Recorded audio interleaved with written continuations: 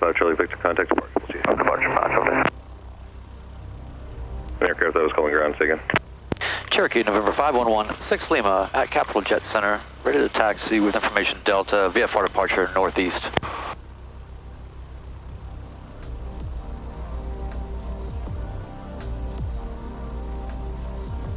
Cherokee 5116 Lima, maintain VFR at or below 4,000. Expect higher with departure if you need it. Departure frequency 124.1, squawk 0214.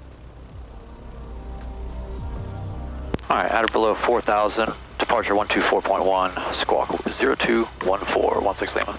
16 Lima, read back correct, and runway 23, taxi via Bravo, hold short of taxiway Bravo. Alright, we'll taxi, hold short of taxiway Bravo, 16 Lima.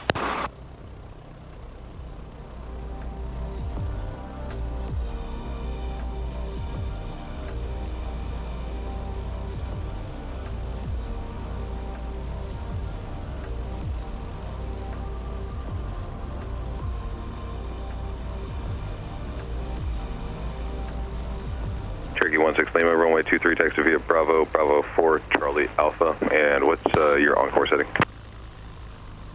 Taxi to 23 via Bravo, Bravo 4, Charlie Alpha, and on course will be probably 050, 16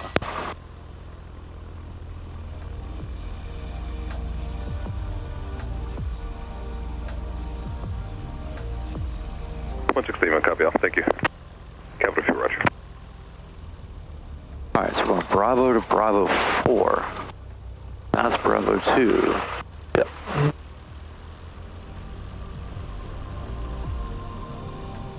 Alright, we didn't leave anything out there. That's good.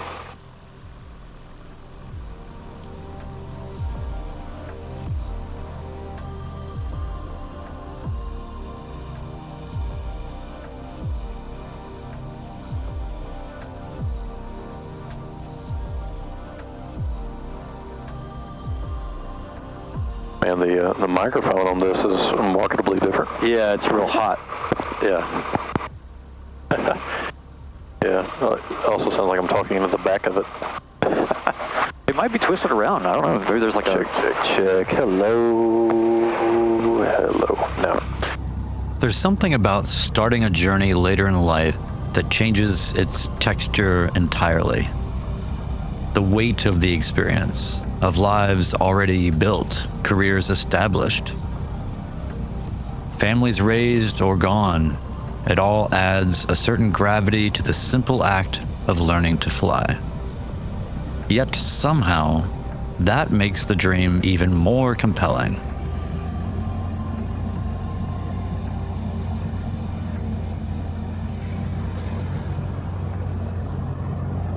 Delta 17540, wind variable 4, visibility 10 sky. the winds are whatever you feel like you want them to be. Do you do the tap the brake things when you take off? No. Oh, good. I don't think the wheels even roll on their own. It's just, so ILS, that's where they want you to park to do your run-up, right? I'm just going to say trim is set for takeoff, doors closed and latched. All the breakers are in, car beats off, make sure your fuel pump's to go. Primer's locked, T's and P's are good, amps are good. We are restricted to 4,000.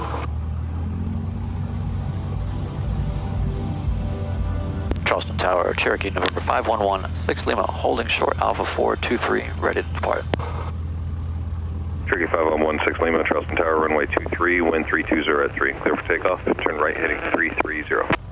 Clear for takeoff, 23, right heading 330, 16 Lima. Full rich, fuel pump on, plug my heading. Runway is clear.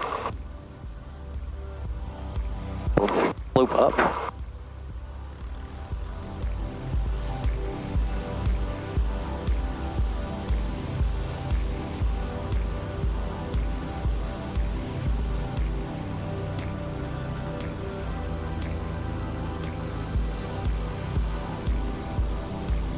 The Midlife Pilot Podcast began as a simple conversation about what it means to chase impossible things when the world expects you to be settled, grounded, practical. We never set out to create something lasting. We just wanted to get started. But sometimes the most meaningful ventures start without ceremony, born from the simple recognition that others must be out there, looking up at the same sky, harboring the same wild notions. We wanted the 100th episode of the Midlife Pilot Podcast to be special, so we all agreed to meet in Fairmont, West Virginia, and record it live in a hangar among friends the way it should be. Cherokee 16 Lima, contact departure. Our departure, thanks for your help. All right, now we're settled in. Yeah. So what are you doing to switch your changeover for? What's happening? Why do you have two headsets on your head? I could hear him, like barely. I couldn't hear you at all. Oh. I switch over to these. So you can proceed on course right to here. mile. Then I can hear everything good. Oil, health net 10, health net 2. Yeah. And the back off, altitude restrictions is deleted. Does that make you think something's wrong with the jack? No. Alright, altitude deleted for I don't know. I think it's just needing to turn the volume up there. Between your 9 and 10. Well, that's just the overall Southwestbound 2000. intercom for everything. A hospital downtown Trump. Like a one-stop shop overall volume. Yeah, I don't know. It's just low output. Like, I just wasn't getting much. Well, there's a knob on it. Yeah, I had it turned up. Oh. I like turned it all the way down and turned it back up. Oh. Over to the south of runway 10 line. Like my neighbor Randy used to say. Like, we didn't have hearing protection in Nam. 5.7. I'd be like, okay. And they'd be like, what?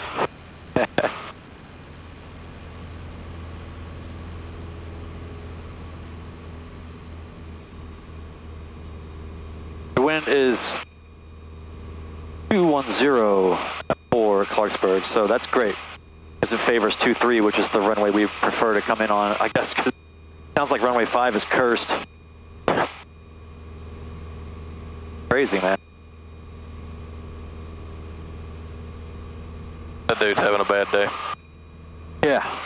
Buddy does get to tell his buddies forever that he crashed a plane. That's got to be a weird, how was your day? Like chit-chat at the convenience store. On the odd hand, you're not going to be able to convince anybody to go flying with you. Yeah. I don't know what his experience level was, but it sounded like he was not very experienced, but that sucks bad. We all don't have much experience. Right?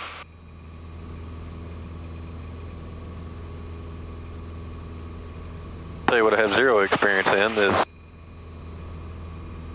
handling a porpoise. Oh, you haven't had to do that? I've never porpoised, so. Yeah. I've never gotten into one bad, but I've definitely sensed that one was about to start happening. But I'm very quick on the go-around trigger. I just don't even play with that stuff because I just don't. I don't know, the odds of sorting out a porpoise situation. I feel like you can do spin training. Can we do porpoise training? Hey. Which is go-around training. That's right. Really? That's right. I forgot how many years after like the Wright brothers first flew that like we were using planes in World War I. Yeah, I mean, pretty quick, right? Like a couple years. Like I think it was only like. Well, that's what we do with any technology. The first thing we're trying to figure out is like, how can we, fuck somebody up? I love the iterations of it because it was like, it goes from, hey, go fly that thing over there and tell us what's over there. And then it's like, hey, they're flying over here and going back and saying what's over here. They're like, go shoot that guy. Yeah, take his pistol and go shoot that guy. Yeah. So then, take this thing and drop it. Yeah, drop it out of there. Then then you have planes jousting each other with handguns. And you're like, okay, we're getting good at this. All right, put two guys in the back of it with rifles. And it needs to be able to spin around. Yeah. He gets back to base and he's like, well, the problem was we're always flying away from them. I need to be able to look behind me. A little bit of an oversight, guys. And then pilot got back and he's like, I could shoot better than that guy. Give me a gun that I control. You know how hard it is to spot aircraft in normal general aviation circumstances? Right? So imagine that right now we're flying. And you're having to dogfight some guy. Or right now we know something's coming. Or you know, the odds are very high that something's coming. Either somebody's going to try to do something from the ground, or out here we can see. I just can't imagine adding that to the equation of the whole flying situation. I mean, I think about that with my dad all the time. Landing C-123s in remote strips in Vietnam and picking up people or dropping off stuff or getting shot at on the way in, getting shot at on the way out. The Swiss cheese having a bad mag was the least of his worries. Yeah. That's, I can't imagine. I didn't see you follow that checklist, sir. How about the checklist, sir? Checklist, spot enemy planes. Checklist, large metal plate underneath my ass. Check. Descent checklist, no RPGs in area. Yeah. Yeah, it's like, don't do clearing turns, that's how you get killed. Well, just the fact that this plane is only, 50 years, 55 years, whatever, post all that Wright brothers and early war consideration aircraft. Or in this case, 1 year before we went to the moon. That's right. I just saw there's an Apollo 13 documentary on Netflix. It's fantastic because I love documentaries, but Netflix has nearly murdered the whole genre of documentary because of the style of documentary that has become so prevalent. Whether the way that things are shot, the way things are presented, it's so ridiculous. People walk in, they walk in, they sit down. You gotta put the mic on them, show their fingers. Yeah, it's like, yeah. They act like that part's not going to be in the doc. Yeah, it's all this is raw. Man, the first time someone did that, like put that in the edit, they were like, "God, this is fire." Yeah. Nobody's got the balls to do this, man. It probably happened by accident. Somebody just left it in a cut, like that they were trying to stay up all night to deliver. Oh yeah. And then like the people saw the next day, they're like, "I love that." The execs watched it. Oh my like, God, so that was in there. Wait, you loved it? Okay, well, great. Yeah, I thought y'all would like that shit. Yeah, I didn't feel like cutting it. So, for this Apollo 13 thing, it was just really cool because the whole thing uses only archival film and photography for the visuals, for the whole thing.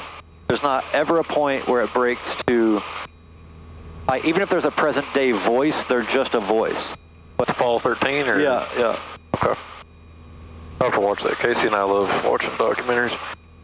Yeah, it's really good. It just right to the essence of what it was, and in a way that you don't see a lot. Especially because what makes me crazy is when you feel the filmmaker or the editor trying to push so hard to derive heaviness or meaning out of what's going on, or drama. Oh dear God. And it's like, Apollo 13, there is zero escalation of the situation that you need to do. If you escalate any further, you only push yourself into the realm of melodrama. And just trivializing what is already completely crazy. Like you're missing, you've lost the plot actually. Yeah. Cherokee 5516 Lima, contact Clarksburg approach 121.15. 2115, 5116 Lima. Here is 624. Yeah, I mean it's 5516 Lima. Yeah. Clarksburg approach, Cherokee, November 5116 Lima, 5500. Back in the office. I wonder if but don't worry about it. It must be something I want. Just blah blah blah. Eventually experience. What What happened? The exact same. There could be two faulty headsets. That's the odds of that are insane. Because both of those have been working. I don't think that headset's faulty. I think I just needed to. I don't know. It needed higher volume. You need more volume than what you got. This would be good, like perfect on this one if it was both ears, because that's what it was before. Hello. Check. Figure it out. Keep messing with stuff. What about this? Would this help? Does this? I was gonna say it'd be funny if like every time I unplug and replug the jack, like your set altitude goes up 100 feet. Friggin' Fred Sanford airplane. Yeah. I don't know, man. Me neither. Pretty weird. What does it change if this is on? Ba ba ba ba ba ba ba ba ba. Nothing's making it come in. Stereo, stereo, stereo. No. Let me switch back over to these. I don't think it's a jack. That would be so strange. Because both of those headsets, If it was, they don't have a lot of miles on them. Well, no, the David Clarks have some miles on them. I think David Clark's coming out of the factory with at least 3, like, reasons to RMA them. Yeah. They're great though. Okay. Great. Hello. For tower information, Bravo, time 1 altimeter 3032. Runway 21 in use, it has us weather information for West Virginia and surrounding. At Clarksburg approach, Cherokee 16 Lima has Bravo at Clarksburg. Cherokee 16 Lima, roger. We're going to be there 20 minutes. Come on, man. Okay. So, I figured out the volume issue. All right, before you say anything, do you have 2 ears right now? No, just one. Okay. All right, go ahead. That I have not figured out. That all went out at once. Okay. I figured out the volume issue. I was wearing both headsets backwards. Delta Hotel, it's about miles. So, Wearing them backwards? 445 Delta Hotel, Clarksburg approach So radar. the volume knob, I don't understand. 200, maintain VFR. On the other did you side. roll the volume knob forward? Yeah. If it's on your left ear, Yeah. it goes quieter. I roll it back louder. Yeah. But I had it on my right ear. I switched it. But, Come on, man. So the volume's great. Come on, the volume's man. pristine. Yeah, we're good. So the other one, what is it doing? It's perfect. The other one's 2 ears and plenty loud. Yes. This one's just one ear. That's the only issue is one ear. Is that why you put this one back on again to confirm that? So in a perfect world, you'd be wearing the other headset. Yes. Because it's more functional. Okay. Yeah, I'll switch back over. So the bottom line is that that's the headset has just got a problem. Yes. Okay. Bonjour. Hello. Boy, that's so loud. So now this overall intercom volume can come down. Okay. Is that better? It's better for me. Better for you. Yeah. That was a journey. The good news is we're pretty much there. You just basically switch headsets. The video's going to be hilarious. You just see me. There's so much time I don't have headsets, and I have them both switched. I'm wearing both of them stacked differently. That's what the whole thing's going to be, is just a cut of all of that. I mean, nothing else really happened. I plugged it into every jack in there. All you hear about is how this is a little bit of a tricky place to land, and then on the way to go land at this place, somebody crashes, and they're foaming up the place and everything else, and now they got it clear, so come on in. Whoa, bonjour. Welcome. I have to remember to keep this thing away from my mouth. We got the last guy out of the way. You're good. All clear. It's like going in a nursing home and they're just wheeling people out in body bags. I know. We're getting sent right now. Look at this. Even the GPS is just talking and doesn't want to go there. We have to go this way, plane. He said, don't make me, Daddy. We're just going to do this whole thing called hand flying. The airplane's like, no, I don't want to. Yep. Can I crank this heat just a little bit? Yeah, go for it. All right. I guess I got the vent blowing on me a little bit. Why you're always like, why the fuck is he turning on the heat? I'm like, Brian's anemic. It's like low iron. No, it's like the whole, it's like fall. You want to roll around in the car with your windows down and the heat on. Yeah, it's true. Hello, Clarksburg. King Air 227 Golf Alpha 10,000. Alpha Clarksburg approach. Clarksburg altimeter 2. Report having the weather at Buchanan Airport, and you can expect a visual approach. Okay, we have the weather and NOTAMs at Buchanan now. Expected visual, requesting runway 29, 227 Golf Alpha. 10-7 Golf Alpha, we don't control what airport you land at on the visual. But if you know what we're thinking, that helps you with traffic separation, if there is any. Oh. Affirmative, sir. I was just making sure you were aware that I can't actually assign you one of the runways, so I was letting you know that you have the choice of either. Understood. Golf Alpha, descend to maintain 6,000. 6,000 for 227 Golf Alpha. That one's worthy of Aviation. I'm always just kind of amazed at how many, I don't know, like there's just always a better way to come at a controller if you have a question or an issue. Yep. Than what I hear a lot. At the same time, I mean, controllers are... We're 82757, roger, stand by, metro. Well, you know, sometimes do the same the other direction. All right, we got Bravo. We know that 23 is the favorable runway. I'm going to go ahead and start our descent here in just a couple minutes. We are Warrior 757, squawk 51. 18 miles out. The procedure that we're going to fly is the direct midfield entry to enter the left downwind at pattern altitude. We've planned it. We've got our mixture adjusting. We got our throttle set. Landing light is on. Go ahead and bug runway 14 miles out. And Clarksburg approach, Cherokee 16 Lima, that's Fairmont site. November 16 Lima, roger, sir, you're about 5 miles west of Clarksburg, so I'm going to keep you on frequency until you get just a little bit closer to Fairmont. 16 Lima, thanks.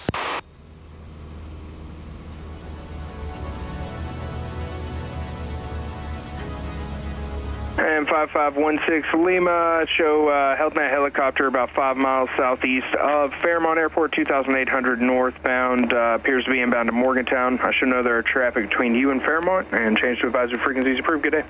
Over to VFR, thanks for your help, 16 Lima.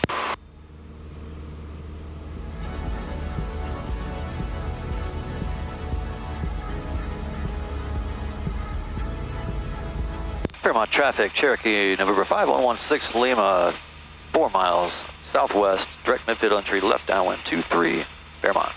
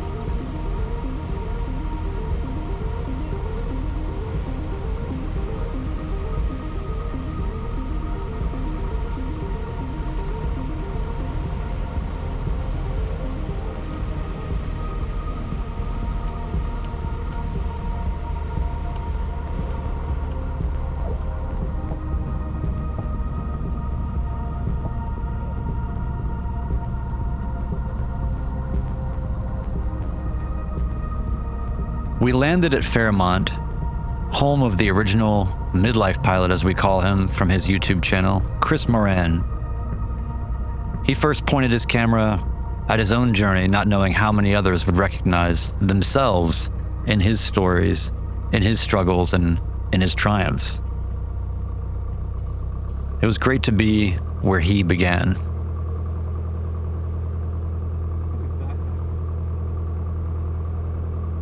...100 episodes, 100 conversations about anxiety or triumph or starting over, or about the peculiar courage it takes to begin something profound when convention suggests the days of you beginning things are behind you. But that's the thing about aviation. It has its own timeline, its own rhythm, and it pays no mind to the arbitrary boundaries we place around the things we hope for, the things we aspire to, dreams. Communities form in the strangest places, and sometimes over hot dogs in small town airports and late night Discord chats about weather patterns and radio calls. And we've built something here that transcends the simple act of flying. It's become a refuge for us dreamers, late starters, the ones who refuse to believe that adventure has an expiration date. Every week, we gather to talk about this strange passion that's gripped us in midlife. Not as experts and not as instructors, but as fellow travelers on an unlikely road. We share our stumbles, our victories, our moments of doubt, because somewhere out there, someone needs to know you are not alone in this, and that is why we started the podcast. The beauty of aviation lies not in some perfection, but in the endless pursuit of it, accepting the fact that we'll never get there. All of us are friends. It's a real community, and it extends outward openly. We've finished 100 episodes now, and we're still just pilots sharing stories. And while Chris is still involved very much in aviation, his pursuit of music and other things has taken him elsewhere. I think all of us are subject to our obsessions. I'm amazed by this community that's formed around such a simple idea, that aviation is a dream worth chasing, regardless of when you begin. Because somewhere right now, someone, maybe you, is looking up at the passing shadows of airplanes overhead and wondering if you've waited too long to start. This podcast and this video is for you. For all of us who refuse to let convention dictate when adventure begins and ends, when experience opens and closes. In aviation, as in life, the most meaningful journeys rarely follow a prescribed timeline. They begin when we're ready, and when the call of the sky becomes louder than the voice of doubt.